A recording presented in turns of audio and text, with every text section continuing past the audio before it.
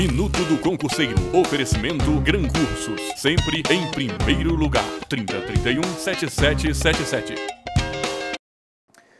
Olá, senhores. Tranquilo?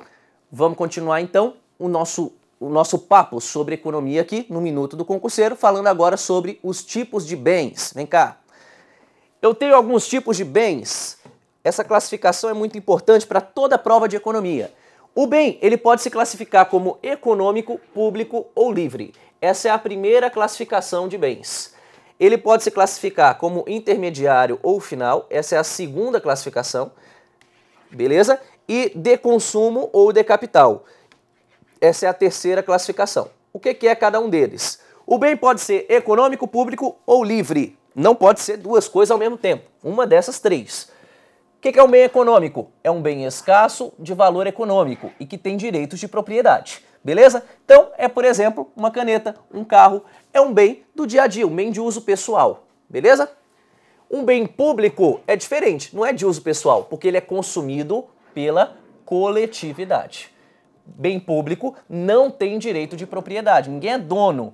Exatamente, ó, essa praça pública é minha. Não, não é minha, porque todo mundo pode usar. Então, são as ruas, as praças, as vias públicas, certo? São caracterizadas por bens públicos. E um bem livre é um bem que não é de ninguém, porque o consumo é livre e gratuito. Ele não tem valor econômico. Não tem valor econômico. Não dá para eu explorar o valor econômico de um bem livre, porque é muito abundante. É o ar, a energia solar, por exemplo. Cada vez mais raro você vê um bem livre, né? Outra classificação que eu tenho é o bem intermediário ou o bem final. O bem intermediário é pendente de transformação, é insumo para outros bens, ou seja, concreto, tijolo, cerâmica, são exemplos aí de bem intermediário. E o bem final já está pronto para venda, como se eu tivesse acabado, por exemplo, a casa que eu estava construindo. Não será mais modificado. Móveis, calçados, etc. Beleza? E eu tenho um bem que ele pode ser de consumo ou de capital. O bem de consumo, ele é destinado para as famílias, para os consumidores, beleza?